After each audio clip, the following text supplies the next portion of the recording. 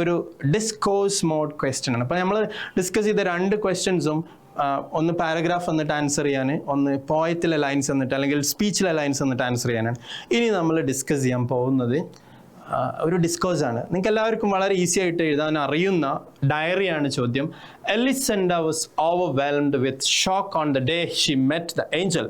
Xi decided to record her feelings in her diary. Write the likely diary entry. എന്താണ് ചോദ്യം? അതായത് ഏഞ്ചലിനെ കണ്ടെന്ന് എലിസൻ്റെ അവളുടെ ആ ഒരു ഓവർവെൽമിങ്, അവളുടെ ആ ഒരു എന്താ പറയുക, ആ ഒരു എക്സൈറ്റ്മെൻറ്റ് അല്ലെങ്കിൽ എന്താ പറയുക ആ ഒരു ത്രില്ലുണ്ടല്ലോ, അത് ശരിക്കും ഒരു 2 പോസിറ്റീവ് നെഗറ്റീവാണ്. അതായത് പേടിയും എന്താ പറയുക ആവേശവും എല്ലാം നിറഞ്ഞിട്ടുള്ള ആ ഒരു അവസ്ഥ, അത് അവൾക്ക് മാറ്റാൻ കഴിഞ്ഞില്ല. ആ ഒരു ഫീലിംഗ് അവൾക്ക് മാറ്റാൻ കഴിഞ്ഞില്ല. അപ്പോൾ അവൾ എന്ത് ചെയ്തു, ആ ഫീലിംഗ് അതുപോലെ അവളുടെ ഡയറിയിൽ എഴുതാൻ വേണ്ടി ശ്രമിക്കുകയാണ്. അങ്ങനെയുള്ള അവളുടെ അന്നത്തെ ഡയറിയാണ് മക്കളെ എഴുതേണ്ടത്. നിങ്ങൾക്ക് എല്ലാവർക്കും ഡയറിയുടെ ഫോമാറ്റൊക്കെ അറിയുന്നുണ്ടാവും.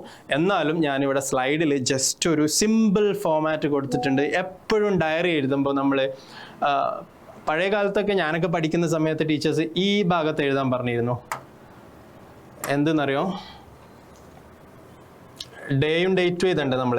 അപ്പോൾ ഇവിടെ ഡേ, ഇവിടെ ഡേറ്റ് ഒക്കെ. അപ്പോൾ ഇപ്പോഴും നിങ്ങൾക്ക് വേണമെങ്കിൽ അങ്ങനെയൊക്കെ എഴുതാട്ടോ, അതിനൊന്നും കുഴപ്പമില്ല. ഡേ ഡേറ്റ് വേണമെങ്കിൽ ആ സൈഡിലോ ഈ സൈഡിലൊക്കെ എഴുതാം.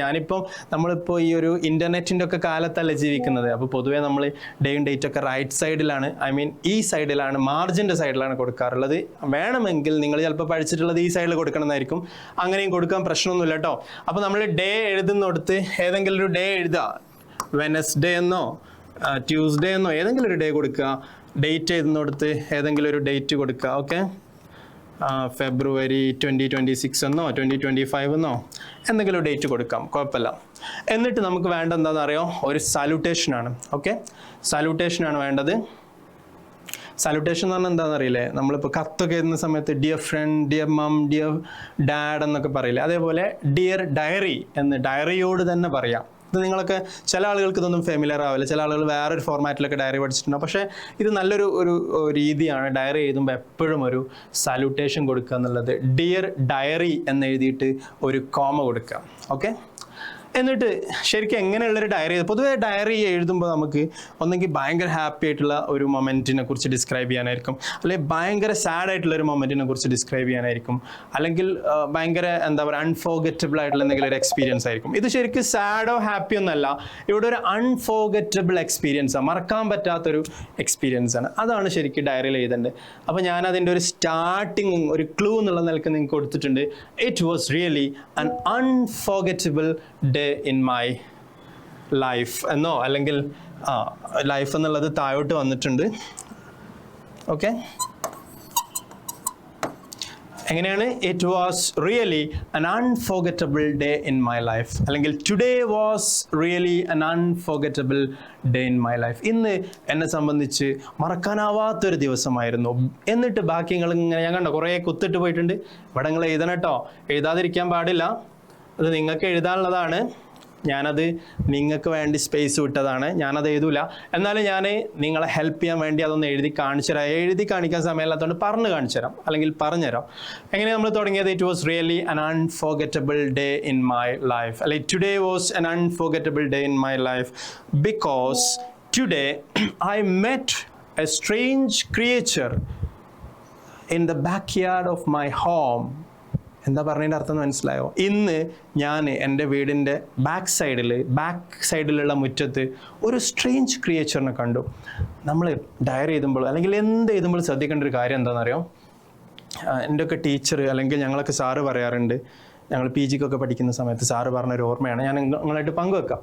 ഇതാണ്, അതായത് നമ്മളോട് ഇപ്പോൾ തെങ്ങിനെ കുറിച്ച് ചോദിച്ചാൽ നമ്മൾ തെങ്ങിനെ കുറിച്ച് എഴുതി തുടങ്ങാം, പക്ഷെ നമുക്ക് തെങ്ങിനെ കുറിച്ച് കുറേ ഒന്നും പറയണ്ടാവില്ല. അപ്പോൾ നമ്മൾ എന്താ ചെയ്യേണ്ടതെന്നറിയോ? തെങ്ങിലുള്ള തേങ്ങയെക്കുറിച്ചിട്ട് കുറച്ച് പറയാം, പിന്നെന്ത് ചെയ്യുക, തെങ്ങിൽ കെട്ടിയ പശുവിനെ കുറിച്ച് പറയാം, തേങ്ങയിൽ വെള്ളമുണ്ട് എന്ന് പറയാം, അല്ലെങ്കിൽ തെങ്ങിൽ കെട്ടിയ പശുവിനെ കുറിച്ച് പറയാം, പശുവിൻ്റെ കയറിനെ കുറിച്ച് പറയാം, റൈറ്റ്, പശു തിന്നുന്ന പുല്ലിനെ കുറിച്ച് പറയാം. പക്ഷെ ഒരു കാര്യം നിങ്ങൾ ശ്രദ്ധിക്കണം, അവസാനമാകുമ്പോൾ തെങ്ങിലേക്ക് തന്നെ തിരിച്ചു വന്നിട്ടില്ലെങ്കിൽ മാർക്കും അങ്ങനെ തെങ്ങ് പോലെ പോവും. മനസ്സിലായി ഞാൻ പറഞ്ഞത് എന്താണെന്ന് വെച്ച് കഴിഞ്ഞാൽ, നമുക്ക് ഇപ്പം ഞാൻ എങ്ങനെ തുടങ്ങിയത്, today I met A strange creature in the back yard of my home. എൻ്റെ വീടിൻ്റെ ബാക്ക് സൈഡിൽ ഞാനൊന്നൊരു സ്ട്രേഞ്ച് ആയിട്ടുള്ള ഒരു വസ്തു, ഒരു ക്രിയേച്ചർ, ഒരു സൃഷ്ടിയെ കണ്ടു. മനുഷ്യനല്ല അല്ലേ ആ സൃഷ്ടി.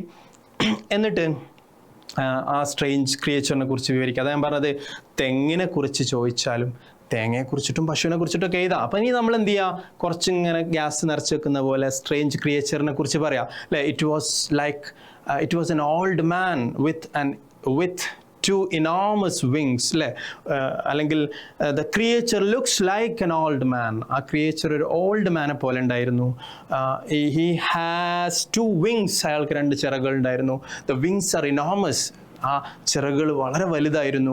പിന്നെ എന്താ എഴുതാൻ പറ്റുക, അയാളുടെ തലയിൽ മുടി കുറവായിരുന്നു അല്ലേ. ഈ has very few heirs in his Bard skull. നമ്മൾ ഫസ്റ്റ് ക്വസ്റ്റ്യനിൽ കണ്ടില്ലേ, അതായത് അയാളുടെ മൊട്ടത്തലയിൽ വളരെ കുറച്ച് മുടികളെ ഉണ്ടായിരുന്നുള്ളൂ. He has very few teeth in his mouth. വായിൽ വളരെ കുറച്ച് പല്ലേ ഉണ്ടായിരുന്നുള്ളൂ. he looks like he completely exhausted. he looks like he completely tired. അയാൾ വളരെ ടയേർഡായിട്ടാണ് കാണപ്പെട്ടത് അല്ലേ. പിന്നെ നമ്മൾ എന്തൊക്കെയാണ് പറഞ്ഞത്, അയാളുടെ ചിറകുകൾ മഡിൽ കുളിച്ചിരുന്നു എന്നൊക്കെ പറഞ്ഞല്ലേ. His wings were entangled in the mud. entangled എന്ന് പറഞ്ഞാൽ എന്താ, കുളിച്ചിരിക്കുക, അല്ലെങ്കിൽ അതിലിങ്ങനെ എന്താ പറയുക, പറ്റി പിടിച്ചിരിക്കുകയായിരുന്നു.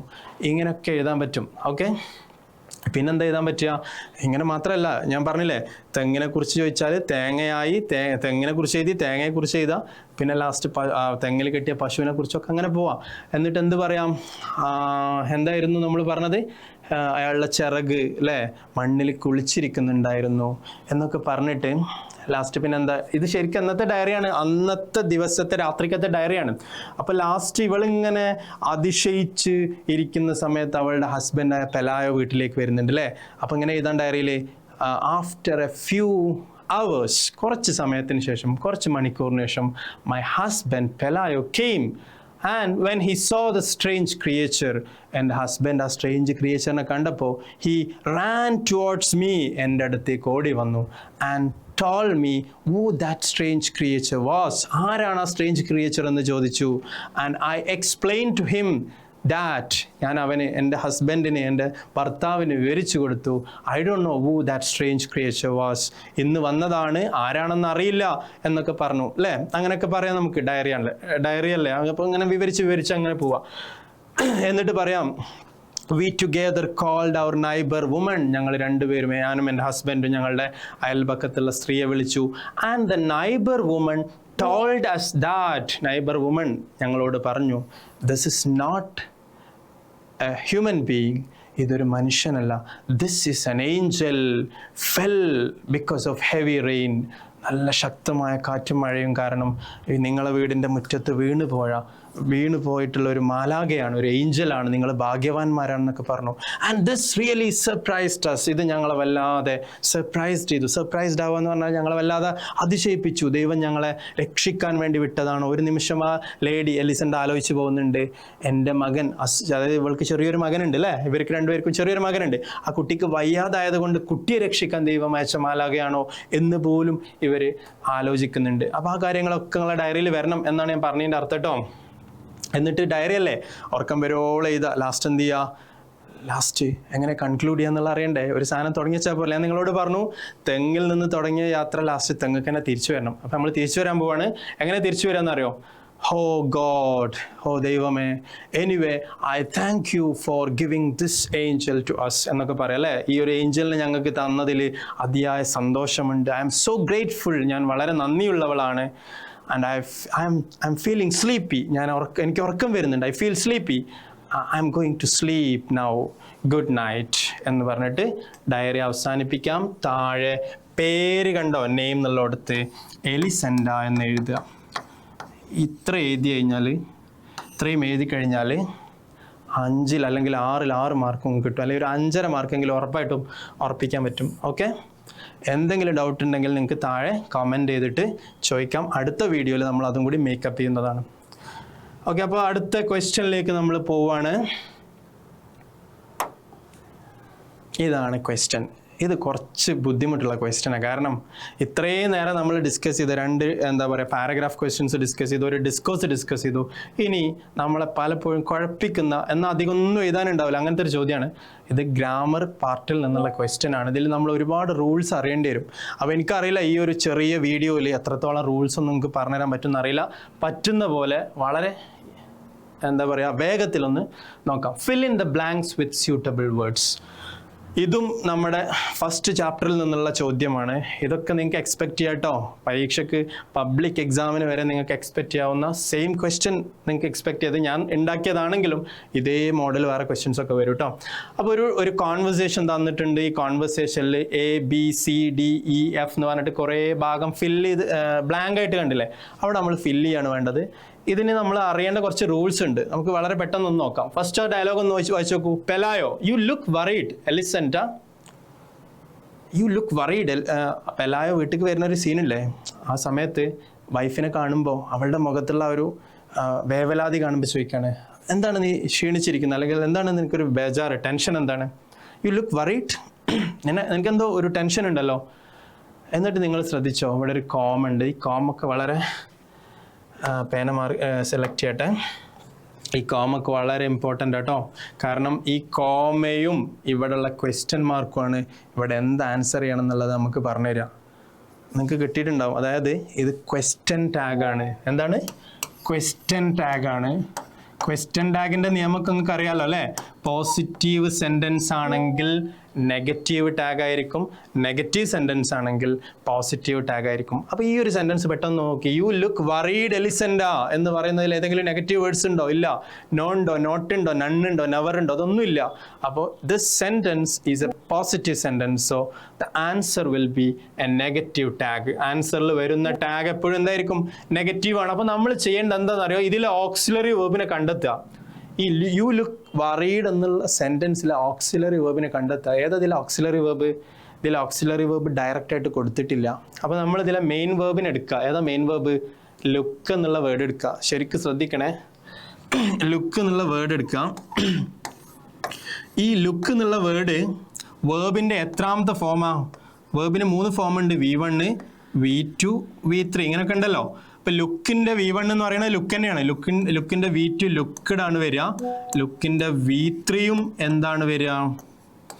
ലുക്ക്ഡ് ആണ് വരിക. അപ്പോൾ ഒരു കാര്യം മനസ്സിലായി. തന്നിരിക്കുന്ന ലുക്ക് എന്ന് പറയുന്ന വേർബ് V1 ആണ്. അതായത് ശരിക്കും നോക്കുക, ലുക്ക് എന്ന് പറയുന്നത് ഡു ഫോമാറ്റിലാണ് കിടക്കുന്നത്.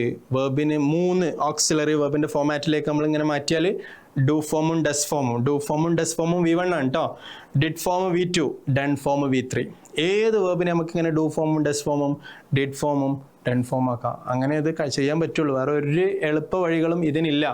അതായത് അപ്പം ഞാൻ ലുക്ക് എന്ന് പറയുമ്പോൾ ഡു ഫോം, ലുക്സ് എന്ന് പറയുമ്പോൾ ഡസ് ഫോം.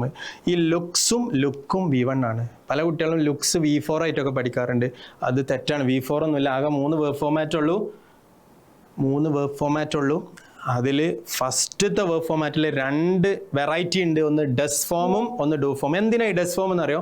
ഇത് സിംഗുലറിൻ്റെ കൂടെ കൊടുക്കാനാണ്, ഏകവചനത്തിൻ്റെ കൂടെ. ഷീ ലുക്സ് എന്നാ പറയുക, അല്ലെങ്കിൽ ഷീ ഡാൻസസ് എന്നാ പറയുക, അല്ലെങ്കിൽ ഷീ എന്താ പറയുക, ഷീ പെയിൻസ് എന്നാ പറയുക. അവിടെ എപ്പോഴും ഒരു ഷീ വരുമ്പോൾ അല്ലെങ്കിൽ ഹീ വരുമ്പോൾ അല്ലെങ്കിൽ ഏകവചനം വരുമ്പോൾ ഒരു എസ് ചേർക്കണം.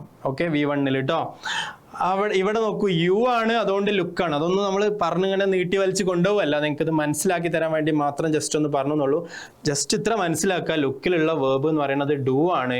അങ്ങനെ ഡു ആയിട്ടുള്ള ഓക്സിലറി വേർബിന്റെ കൂടെ നെഗറ്റീവ് ടാഗ് ചെയ്യണമെങ്കിൽ എന്ത് വേണം? ഡു പ്ലസ് നോട്ട് ചേർക്കുക.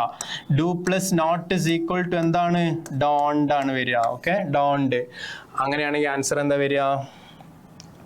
എന്താണ് ആൻസർ വരിക? ഡോണ്ട് അല്ലേ? ഡോണ്ട് എങ്ങനെ കിട്ടിയെന്ന് മനസ്സിലായില്ലേ? ലുക്കിന്ന് ഡു എടുത്തു, ഡൂൻ്റെ കൂടെ നോട്ട് ചേർത്തു, അങ്ങനെ ഡോണ്ടായി. പിന്നെ ഇതിലെ സബ്ജക്റ്റ് കൊടുക്കുക. ഇതിലെ സബ്ജക്റ്റ് ഏതാ? യു ആണ്. അപ്പോൾ ആൻസർ എന്താ വരിക അറിയോ? Don't you. ഞാൻ ഇത്രയും സമയം എടുത്തത് ഇത് ഇനി ഒരിക്കലും ഇതിന് വേറൊരു ക്ലാസ്സിൻ്റെ ആവശ്യം വരാതിരിക്കാൻ വേണ്ടിയിട്ടാണ്. ഡോണ്ട് യു എന്നുള്ളത് ഈ ഗ്യാപ്പിൽ കൊടുക്കണം. ഞാൻ അവിടെ സ്ഥലമില്ലാത്തതുകൊണ്ടാണ് ഇവിടെ എഴുതിയത്.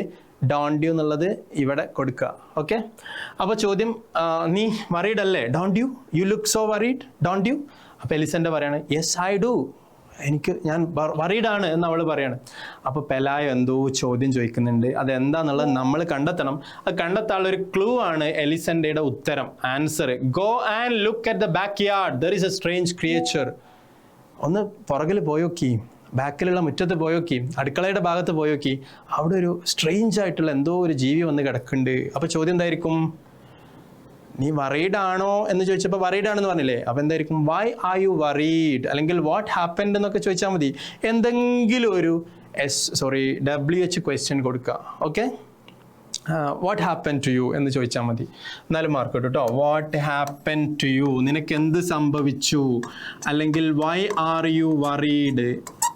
ഓക്കെ, ഞാൻ 2 ഓപ്ഷൻ പറയുന്നുണ്ട്, നിങ്ങൾക്ക് ഇഷ്ടമുള്ള കൊടുത്തോണ്ടി. വൈ ആർ യു വറീഡ്, എഴുത്ത് കാണുമെന്ന് വിചാരിക്കുന്നുണ്ട്, അല്ലെങ്കിൽ ഞാൻ പറയുന്നത് കേട്ടിട്ട് നിങ്ങൾ നോട്ട് ചെയ്തെടുക്കുക കേട്ടോ. വൈ ആർ യു വറീഡ് എന്ന് ചോദിക്കാം, അല്ലെങ്കിൽ വാട്ട് ഹാപ്പൻ ടു യു എന്ന് ചോദിക്കാം. അപ്പോൾ എലിസൻ്റെ പറയാണ് go and check, go and look at the back yard, നിങ്ങൾ പുറത്ത് പോയി നോക്കി അവിടെ കാണാം. ഓക്കെ, അപ്പോൾ പെലായോ എന്തോ വീണ്ടും ചോദിക്കുന്നുണ്ട്, അതും ഒരു ചോദ്യമാണ്, കാരണം അവിടെ ക്വസ്റ്റ്യൻ മാർക്ക് ഉണ്ട് കേട്ടോ. ഈ ക്വസ്റ്റ്യൻ മാർക്കുള്ളതൊക്കെ ചോദ്യമായിരിക്കും. അപ്പോൾ എലിസൻ്റെ എന്താണ് പറയണമെന്നുള്ളത് മനസ്സിലാവണമെന്നുണ്ടെങ്കിൽ, പെലായോ എന്താണ് ചോദിക്കുന്നത് എന്നുള്ളത് മനസ്സിലാവണമെന്നുണ്ടെങ്കിൽ എലിസൻ്റെ എന്താ പറയണമെന്ന് നോക്കിയാൽ മതി. He looks like an old man with enormous wings. അയാളെ കണ്ടാൽ ഒരു വയസ്സിനെ പോലെ വലിയ ചിറകൊക്കെ ഉള്ള ഒരാളെ പോലെ ഉണ്ടാവും. അപ്പോൾ ചോദ്യം എന്തായിരിക്കും, ക്രിയേച്ചർ ഉണ്ട് എന്ന് പറഞ്ഞല്ലോ അല്ലേ, അപ്പോൾ എങ്ങനെയുള്ള ക്രിയേച്ചർ ആണെന്നായിരിക്കും അല്ലേ.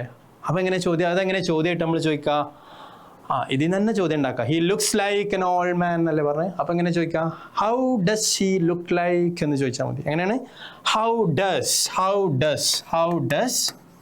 ഈ ഡസ് ഞാൻ എവിടെ നിന്ന് എടുത്തെന്നോ, ഇത് പല കുട്ടികൾക്കും അറിയാത്തതാണ്. ഈ ലുക്സ് എന്നുള്ള വാക്കുകൾ അതിലൊരു എസ് കണ്ടില്ലേ, ഈ ലുക്സ് എന്ന് പറയുന്നത് ശരിക്കും ഡസ്സാണ്, അതെന്നാണ് നമ്മൾ ഓക്സിലറി വെർബിന് എടുക്കുക കേട്ടോ.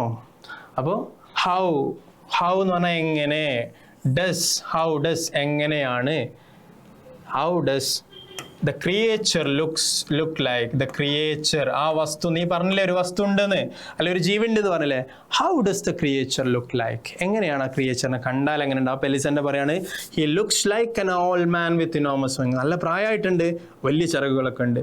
അപ്പോൾ വീണ്ടും പെലായോയുടെ ചോദ്യം അവസാനിക്കുന്നില്ല, പെലായോ ഇങ്ങനെ ക്വസ്റ്റ്യൻ ചോദിച്ചുകൊണ്ടിരിക്കുകയാണ്. അതിൻ്റെ ആൻസർ നിങ്ങൾക്ക് കണ്ടെത്താനും വീണ്ടും ഒരു എളുപ്പ വഴി, ഞാൻ നേരത്തെ പറഞ്ഞ അതേ വഴി തന്നെയാണ്. ആൻസർ നോക്കുക, ചോദ്യത്തിന് എന്താണ് ഉത്തരം പറഞ്ഞിരിക്കണം നോക്കിയ ചോദ്യം എന്താണെന്ന് കണ്ടെത്തിക്കൂടെ. എന്താ ഉത്തരം, I didn't want to worry you by calling you, നിങ്ങളെ വിളിച്ച് ബേജാറാക്കണ്ട എന്ന് ഞാൻ വിചാരിച്ചു എന്ന്. അപ്പം എന്തായിരിക്കും ഇയാൾ പറഞ്ഞിട്ടുണ്ടാവുക, നിനക്ക് എന്നെ വിളിച്ചുകൂടായിരുന്നോ എന്ന്, അല്ലേ, അങ്ങനെയല്ലേ ഉണ്ടാവുക, അല്ലെങ്കിൽ നീ എന്താ എന്നെ വിളിക്കായിരുന്നത്, അല്ലേ, അങ്ങനെ ചോദിക്കുക.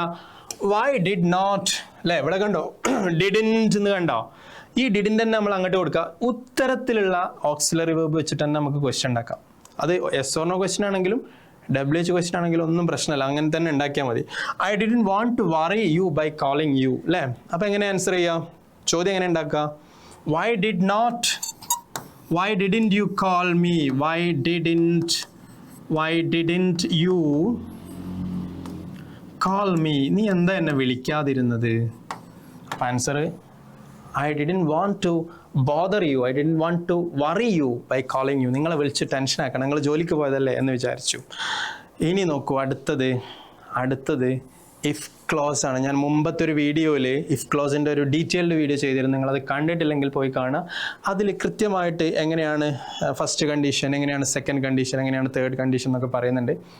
അത് കണ്ടവർക്ക് ഉള്ള ഒരു ചോദ്യം കൂടിയാണ് കേട്ടോ. ശരിക്കും അതിൻ്റെ ഒരു കണ്ടിന്യൂവേഷനാണ്. നമ്മൾ ബേസിക് ഒക്കെ തന്നതിന് ശേഷമാണ് ക്വസ്റ്റ്യനിലേക്ക് പോകുന്നത്. അപ്പോൾ നോക്കൂ, ഇഫ് യു കോൾ മീ, നീ എന്നെ വിളിച്ചിട്ടുണ്ടായിരുന്നെങ്കിൽ, അന്ന് ഞാൻ പറഞ്ഞിരുന്നു if you studied you would pass, അല്ലെങ്കിൽ if I studied I would pass, അല്ലേ, ഞാൻ പഠിച്ചിരുന്നെങ്കിൽ ഞാൻ പാസ്സാവുമായിരുന്നു, പഠിക്കാത്തതുകൊണ്ട് പാസ്സായില്ല അല്ലേ. അപ്പോൾ ചെയ്തിരുന്നെങ്കിൽ അങ്ങനെ ചെയ്യാമായിരുന്നു, നീ എന്നെ വിളിച്ചിരുന്നെങ്കിൽ എന്തെങ്കിലുമൊക്കെ ചെയ്യാമായിരുന്നു എന്നാണ് പറഞ്ഞത് അല്ലേ. ഇഫ് യു കോൾ മീ, നീ എന്നെ വിളിച്ചിട്ടുണ്ടായിരുന്നെങ്കിൽ ഞാൻ വരുമായിരുന്നു, അങ്ങനെ പറഞ്ഞാൽ പോരെ. അപ്പം എങ്ങനെ പറയാം, അതായത് ഇഫ് ക്ലോസ് ആണ് തന്നിക്കണ മക്കളെ, നിങ്ങൾ എഴുതേണ്ട മെയിൻ ക്ലോസ് ആണ്. അപ്പം എന്താ ചെയ്യേണ്ട അറിയോ, ഇഫ് യു കോൾഡ് മീ എന്നുള്ളതിൽ വേർബ് നോക്കുക. ഈ വേർബ് എന്ന് പറയുന്നത് V2 ആണ്. വേർബിൻ്റെ രണ്ടാമത്തെ ഫോമാണ്. അതായത് ഡിഡ് ഫോമിലാണ് ഇത് കിടക്കുന്നത്. ഈ ഡിഡ് ഫോമിൽ കിടക്കുമ്പോൾ നമ്മളെപ്പോഴും മെയിൻ ക്ലോസിൽ എന്ത് ചെയ്താൽ മതി? വുഡ് പ്ലസ് V1 കൊടുത്താൽ മതി. അപ്പം എങ്ങനെ വരിക? If you called me I would come എന്നാണ് വരിക. ഐ വിൽ കം അല്ല കേട്ടോ, ഐ വുഡ് കം. ഞാൻ വരുമായിരുന്നു. നീ എന്നെ വിളിച്ചിരുന്നെങ്കിൽ ഞാൻ വരുമായിരുന്നു. നീ വിളിക്കാത്തതുകൊണ്ട് ഞാൻ വന്നില്ല, അതുകൊണ്ടാണ് ഞാൻ ലേറ്റായി വന്നത്. ഓക്കെ, അപ്പം ആൻസർ എന്താണ്? ഞാനിത് കൂടുതൽ എക്സ്പ്ലെയിൻ ചെയ്യാത്ത നമ്മളെ വീഡിയോ കുറേ ദൈർഘ്യം കൂടും. മാത്രമല്ല ഇതിൻ്റെ എക്സ്പ്ലനേഷൻ ഒരു വീഡിയോ വേറെ ചെയ്തിട്ടുണ്ട്. അതുകൊണ്ട് നിങ്ങളത് കാണണം. അത് കാണണം കൂടെ വേണം. അതിന് വേണ്ടിയിട്ടാണ് ഇത് എക്സ്പ്ലെയിൻ ചെയ്യാത്ത കേട്ടോ. എന്നിട്ടും ഡൗട്ട് ഉണ്ടെങ്കിൽ you can comment below, because അത് നമ്മൾ അടുത്ത വീഡിയോയിൽ വീണ്ടും എക്സ്പ്ലെയിൻ ചെയ്ത് തരുന്നതാണ്. വേറെ ക്വസ്റ്റ്യൻസിലൂടെ എക്സ്പ്ലെയിൻ ചെയ്ത് തരും. ഓക്കെ, അപ്പോൾ if you call me I would come. നീ വിളിച്ചിരുന്നെങ്കിൽ ഞാൻ വരുമായിരുന്നു. ഇനി നമ്മൾ ഡിസ്കസ് ഒന്നും ചെയ്യാത്തൊരു ഭാഗമാണ്. ഞാൻ വളരെ സിമ്പിളായിട്ട് പറഞ്ഞത്. നിങ്ങൾ 9ാം ക്ലാസ്സിലൊക്കെ പഠിച്ചതാണ്. അപ്പോൾ എലിസൻ്റെ പറയണേ യു ഹാഡ് ബെറ്റർ. നിങ്ങൾക്ക് ഏറ്റവും നല്ലത്. ഇത് പരിചയമില്ലാത്ത കുട്ടികളുണ്ടാവില്ല. കാരണം 9ാം ക്ലാസ്സിൽ ഇത് ഒരുപാട് എക്സസൈസ് ആയിട്ട് ഇങ്ങനെ കൊടുത്തിട്ടുണ്ട്. അപ്പോൾ നിങ്ങളത് ചെയ്തിട്ടുണ്ടെങ്കിൽ നിങ്ങളുടെ ഓർമ്മയിലുണ്ടാവും. You had better. എന്താ യു ഹാഡ് ബെറ്റർ എന്ന് പറഞ്ഞാൽ? നിനക്ക് ഏറ്റവും നല്ലത്, നിങ്ങൾക്ക് ഏറ്റവും നല്ലത്. ആരാ പറയുന്നത്? എലിസൻ്റെ ആണ് അല്ലേ? You had better. അതിൻ്റെ ആൻസർ നോക്കിയപ്പോൾ വേഗം കിട്ടും. I will come with you എന്ന് പെലായോ പറയുന്നുണ്ട്. ഞാൻ നിൻ്റെ കൂടെ വരാം. ഓക്കെ, അപ്പോൾ എന്തായിരിക്കും? You had better come with me അല്ലേ? നിങ്ങൾക്ക് നല്ലത് എൻ്റെ കൂടെ വരില്ല. കാരണം നിങ്ങൾ ആദ്യമായിട്ട് കാണുമല്ലേ. ആദ്യം തന്നെ കാണുമ്പോൾ നിങ്ങൾ ബോധം കിട്ടി വീഴേണ്ട. അതുകൊണ്ട് നിങ്ങൾ എൻ്റെ കൂടെ വന്നോളി. You had better come with me. ഇവിടെ നിങ്ങൾ എന്താ ശ്രദ്ധിക്കേണ്ടതെന്ന് വെച്ച് കഴിഞ്ഞാൽ, യു ഹാഡ് ബെറ്റർ വന്നാൽ ഒരിക്കലും ടു യൂസ് ചെയ്യാൻ പാടില്ല. പല കുട്ടികളും തെറ്റിക്കും. You had better come with me, you had better love me, you had better എന്താ പറയുക play with me, you had better എന്താ പറയുക write with me, you had better study with me, you had better, sorry അങ്ങനെയല്ല, you had better to come with me, you had better to study with me, you had better to play with me football അല്ലേ? അവിടെ to ചേർക്കുമ്പോൾ തെറ്റിപ്പോയി. To ചേർക്കാൻ പാടില്ല. അതാണ് rule കേട്ടോ. അപ്പോൾ എങ്ങനെയാണ്? യു ഹാഡ് ബെറ്റർ കഴിഞ്ഞാൽ V1 വന്നാൽ മതി. യു ഹാഡ് ബെറ്റർ കഴിഞ്ഞാൽ V1 തന്നെ വരണം. വേറെ ഏത് വേർബ് വന്നാലും തെറ്റിപ്പോവും.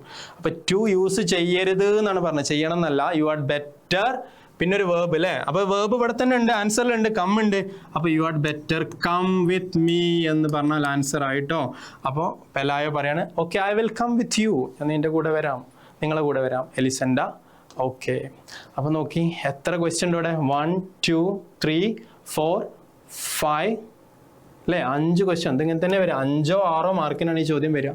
A+ ലക്ഷ്യമാക്കുന്നവരുണ്ടെങ്കിൽ 20 മാർക്ക് ഗ്രാമർ വളരെ ഇമ്പോർട്ടൻ്റാണ്. ഡിസ്കോഴ്സുകളൊക്കെ നമുക്ക് എന്ത് ചെയ്യാൻ പറ്റും? കാണാതൊക്കെ പഠിച്ച് എഴുതാൻ പറ്റും.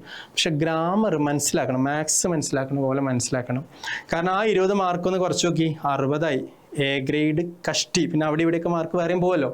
അപ്പോൾ grammar is very very important.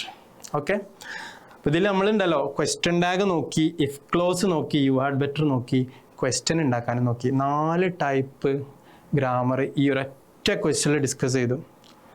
Okay, അപ്പോൾ ഇത് go back, play the video, അല്ലെങ്കിൽ എന്താ പറയുക 1 പ്രാവശ്യമോ 2 പ്രാവശ്യമോ 3 പ്രാവശ്യമൊക്കെ വീഡിയോ കണ്ടിട്ട് നിങ്ങൾ എന്ത് ചെയ്യുക? നിങ്ങളെ നോട്ട്ബുക്കൊക്കെ നോക്കിയിട്ട് നോട്ട്ബുക്കിലൊക്കെ ഇത് എഴുതിയെടുത്തിട്ട് ഇഫ് ക്ലോസ് പഠിക്കുക, ക്വസ്റ്റ്യൻ ടാഗ് പഠിക്കുക, ക്വസ്റ്റ്യൻ ഉണ്ടാക്കാൻ പഠിക്കുക, യു ഹാഡ് ബെറ്റർ പഠിക്കുക.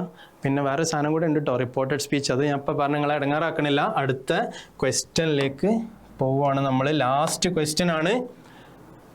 ഇതിൻ്റെ ആൻസർ ഞാൻ നിങ്ങളെ ബുദ്ധിമുട്ടിപ്പിക്കേണ്ടെന്ന് കരുതിയിട്ട് സ്ലൈഡിൽ കൊടുത്തിട്ടുണ്ട്. ചോദ്യം നോക്കി. Write in appreciation of Mark Antony speech, friends, Romans and countrymen.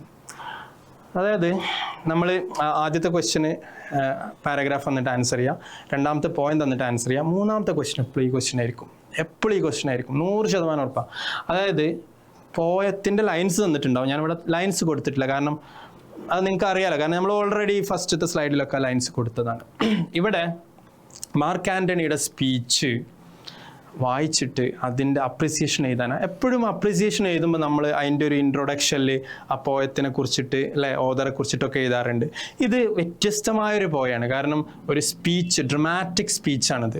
അപ്പോൾ ഞാൻ അതിൻ്റെ അപ്രിസിയേഷൻ നിങ്ങൾക്ക് വേണ്ടിയിട്ട് വളരെ എന്താ പറയുക കോംപ്രിഹെൻസിബിളായ രൂപത്തിൽ, നിങ്ങൾക്ക് മനസ്സിലാവുന്ന രൂപത്തിൽ ചെയ്തിട്ടുണ്ടോന്ന് വായിച്ചു നോക്കും. അപ്രിസിയേഷൻ എഴുതുമ്പോൾ ഞാനത് ആദ്യം കുറച്ച് കാര്യങ്ങൾ നിങ്ങൾക്ക് പറഞ്ഞുതരാം. ഏതൊരു പോയത്തിൻ്റെ അപ്രിസിയേഷൻ എഴുതുമ്പോഴും നമുക്ക് എങ്ങനെ ബേസിക് ആയിട്ട് ഇങ്ങനെ തുടങ്ങാം അല്ലേ? The poem,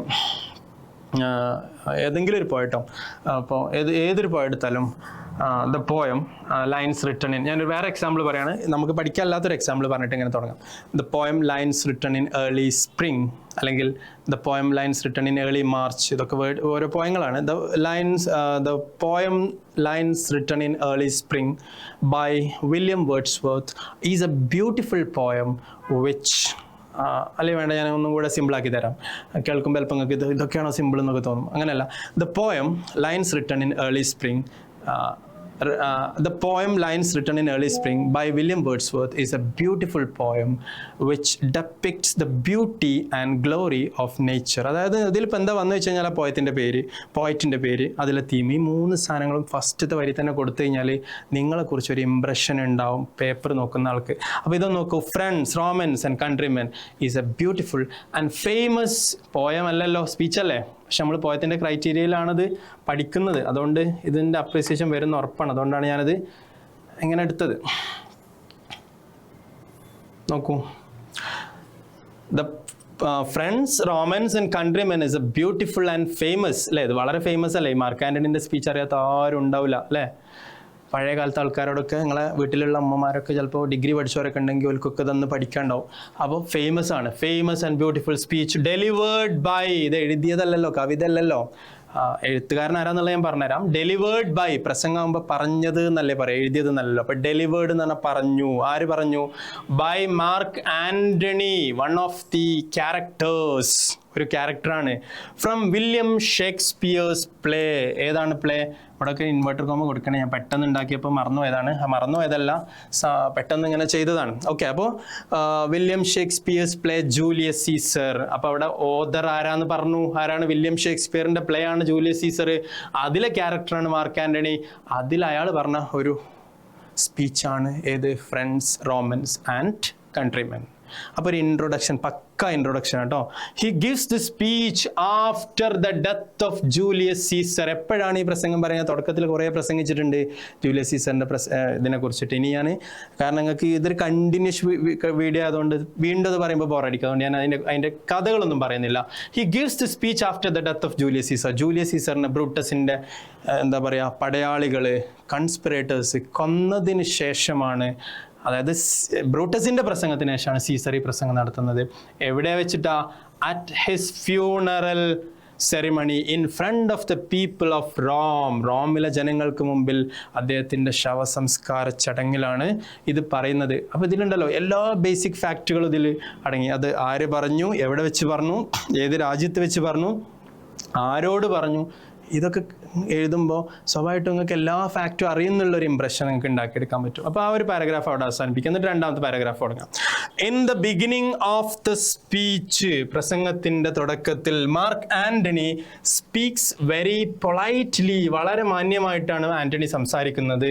he calls the people, അവിടുത്തെ ആളുകൾ എന്താ വിളിക്കുന്നത്? ഫ്രണ്ട്സ്.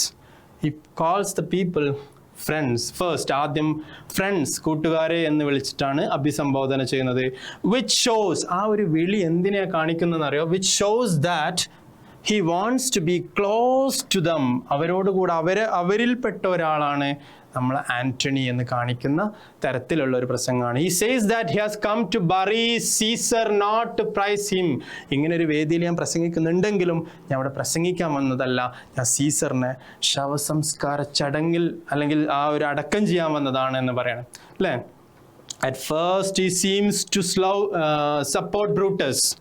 ഫസ്റ്റ് ഇങ്ങനെ പ്രസംഗം കേൾക്കുമ്പോൾ ബ്രൂട്ടസിനെ കളിയാക്കാമെന്ന് മനസ്സിലാവാത്തവർക്ക് മനസ്സിലായിട്ടുണ്ടാവും എന്ത്? ബ്രൂട്ടസിനെ സപ്പോർട്ട് ചെയ്യാന്ന്. ശരിക്കും ബ്രൂട്ടസിനെ സപ്പോർട്ട് ചെയ്യല്ല, ബ്രൂട്ടസിനെ കളിയാക്കാണ്. ഞാൻ നേരത്തെ പറഞ്ഞതാണ് അല്ലേ. And other men who killed Caesar, 12 കൊലയാളികളില്ലേ, അവരൊക്കെ സപ്പോർട്ട് ചെയ്യുന്ന പോലെ തോന്നും, പക്ഷെ അത് കളിയാക്കലാണ്. This makes the people believe and trust him.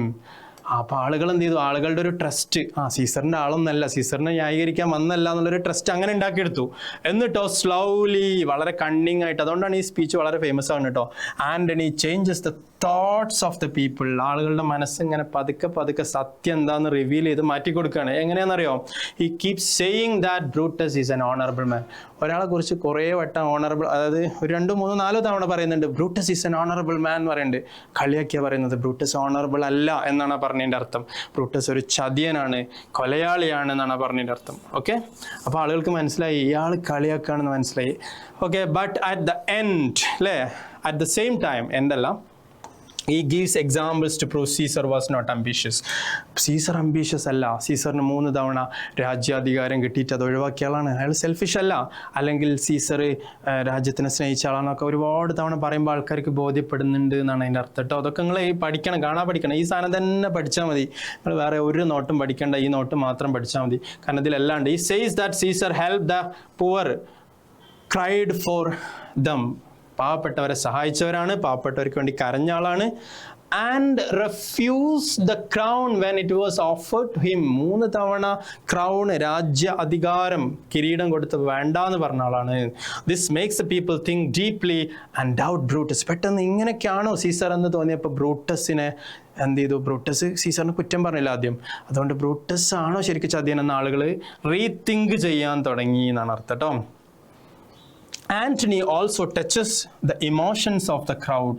ആളുകളുടെ ഇമോഷനെ വല്ലാതെ സ്വാധീനിക്കാൻ ആന്റണിക്ക് സ്പീച്ചിലൂടെ കഴിഞ്ഞു. When he shows Caesar's dead body and talks about the wounds made by his own friends. സ്വന്തം ഫ്രണ്ട്സ്, അതായത് ബോസം, ക്ലോസ് ഫ്രണ്ട് ആയിട്ടുള്ള ബ്രൂട്ടസിൻ്റെ അടുത്ത് നിന്നുണ്ടായ മുറിവുകളെ കുറിച്ചിട്ടൊക്കെ പറയുമ്പോൾ ആളുകൾ വല്ലാതെ ശങ്കിച്ചു പോകുന്നുണ്ട്. The people feel sad and angry. ആളുകൾക്ക് വല്ലാത്ത ദേഷ്യം, സങ്കടമൊക്കെ തോന്നിപ്പോവാണ്. He then speaks about Caesar's will, which says that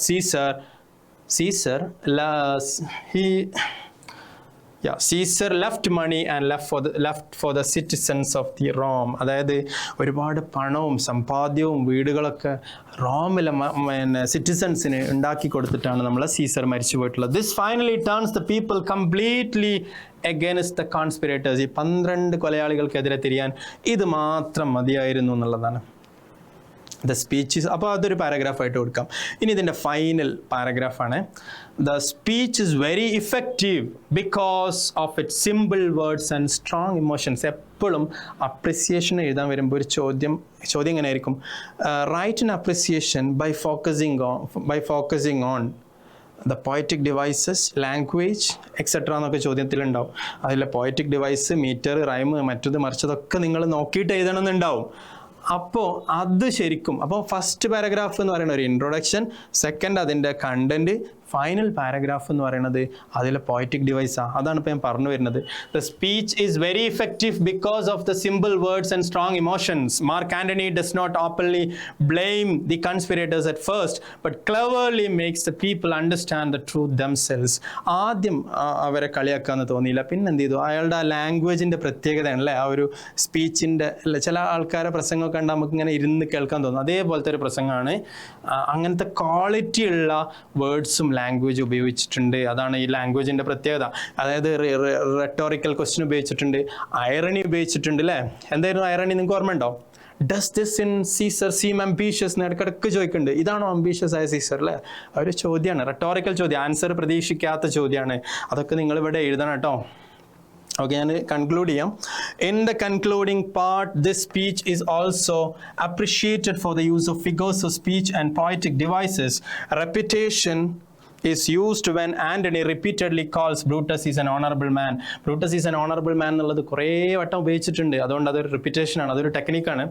പിന്നെന്താണ്? Which creates irony. അത് ആളുകളിൽ ഒരു വിരോധാഭാസം ക്രിയേറ്റ് ചെയ്യുന്നു. Irony is A major device. ഇത് വളരെ ഇമ്പോർട്ടൻ്റ് ആണ്.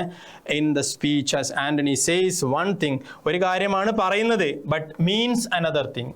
ഒരു കാര്യം പറഞ്ഞ് വേറെ കാര്യം ഉദ്ദേശിക്കുക. ബ്രൂട്ടസ് ഓണറബിൾ ആണെന്ന് പറയാം, പക്ഷേ ബ്രൂട്ടസ് ഓണറബിൾ അല്ല എന്ന് ആൾക്കാരെ മനസ്സിലാക്കിപ്പിക്കുക. അതാണ് ഐറണി എന്ന് പറഞ്ഞാൽ.